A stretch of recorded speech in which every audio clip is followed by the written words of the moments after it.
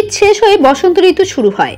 বসন্ত পঞ্চমী প্রতি বছর মাঘ মাসের শুক্লপক্ষের পঞ্চমী তিথিতে পালিত হয়। প্রতি বছরই সরস্বতী পুজো পশ্চিমবঙ্গে পালন করা হয়ে থাকে। জ্ঞান ও বিদ্যালাভের জন্য এদিন ছোট থেকে বড় সকলেই ভক্তি ভরে পুজো পাঠ করে থাকেন।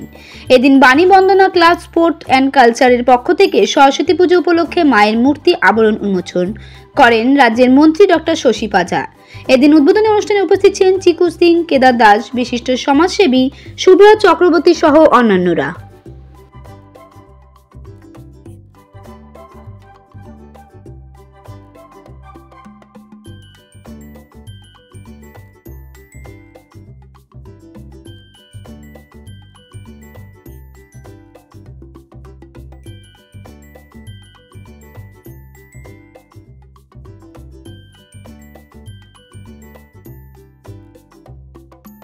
সুন্দর আয়োজন বাণী বন্দনা। আজকে বাচ্চাদের মধ্যে স্কুল ব্যাগ বিতরণ, বাচ্চারা পড়বে, বড় হবে, লেখাপড়া করবে, মায়ের পুজো, মা সরস্বতীর পুজো, এই শিক্ষার আলো। সত্যি এটা তো একটু প্রান্তিক এলাকা, এই প্রান্তিক এলাকায় সব বাচ্চার কাছে এই শিক্ষার আলো যেন এবং সুযোগটা পৌঁছয়। বাচ্চারা এই ব্যাগ পাচ্ছে, খুব খুশি হচ্ছে।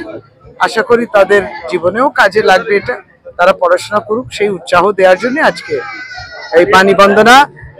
খুব সুন্দর, দেখুন যে প্যান্ডেলটা করেছে সে পেন্সিল দিয়ে প্যান্ডেল মতো করেছে, আর মায়ের প্রতিমা ছোট্ট করে পুজো ভালোভাবে হোক।